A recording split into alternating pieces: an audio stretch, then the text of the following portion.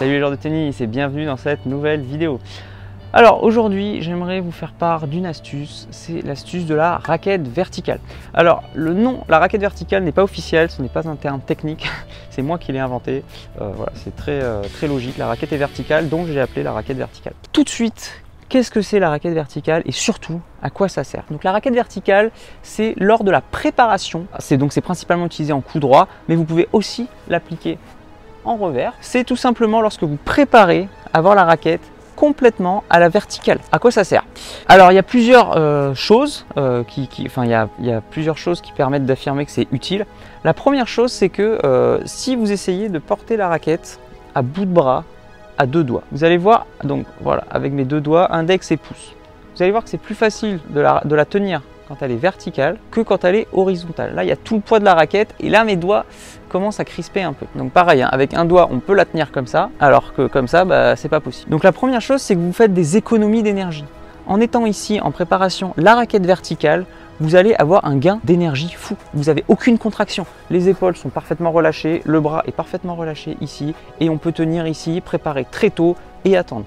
Souvent on me dit ouais mais moi j'aime pas préparer tôt, j'ai l'air un peu ridicule et en plus je fatigue. Donc voilà, le premier argument c'est on est ici, on fatigue beaucoup moins parce que tout le poids est sur la raquette. Alors que si on prépare comme ça, tout le poids du bras de levier est là et du coup c'est beaucoup plus dur. Donc première chose, gain d'énergie. Waouh, super, rien que ce conseil, c'est génial.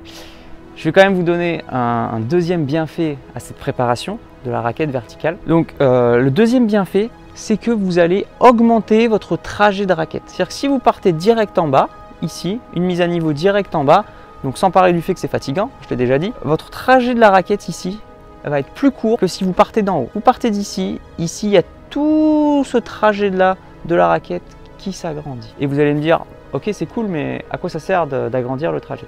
En fait, agrandir le trajet de la raquette, c'est un des principes fondamentaux du tennis, donc un des 6 principes fondamentaux. Vous pouvez d'ailleurs aller voir dans cette vidéo que j'ai présentée, donc les 6 principes fondamentaux biomécaniques du tennis. Donc plus vous augmentez le trajet de la raquette, plus vous allez pouvoir accélérer. C'est tout bête, jusqu'à un certain point bien sûr. Plus on prend d'élan et plus on peut sauter loin. Si on est ici pieds joints et qu'on saute, on ira moins loin que si on a pris de l'élan. Là, c'est le même principe. On prend de l'élan et plus la raquette a un trajet long, plus on va pouvoir accélérer en continu jusqu'à obtenir notre vitesse maximale. Donc quand on est ici, on va pouvoir accélérer beaucoup plus la raquette. La tête de raquette va passer plus vite et donc la balle ira beaucoup plus vite. Donc soit vous pouvez lifter beaucoup plus, avec un tour par minute plus important, ou soit vous pouvez frapper à plat, tout simplement beaucoup plus fort. Donc voilà, c'est une technique qui est utilisée très fréquemment chez les joueurs de haut niveau en coup droit. Donc je vous la conseille, elle est super utile.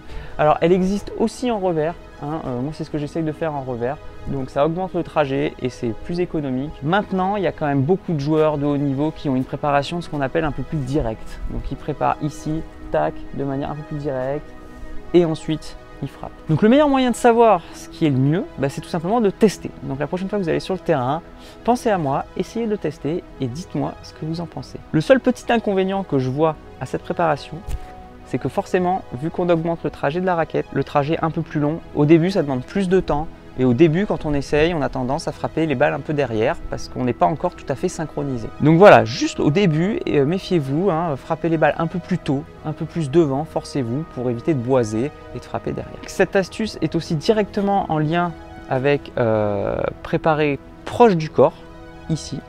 Voilà, donc plutôt que de tendre le bras, donc c'est pareil, le bras de levier est plus grand, donc le poids est plus important en bas, en bout de main, que préparer bras relâchés.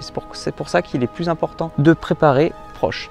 Si vous voulez avoir plus d'astuces là-dessus, n'hésitez pas à aller voir cette vidéo. J'espère que ça vous a plu, n'hésitez pas à me le dire s'il vous plaît, ça me ferait plaisir. Moi je vous dis à la prochaine, en attendant n'oubliez pas, allez jouer au tennis, progressez et surtout faites-vous plaisir. Ciao.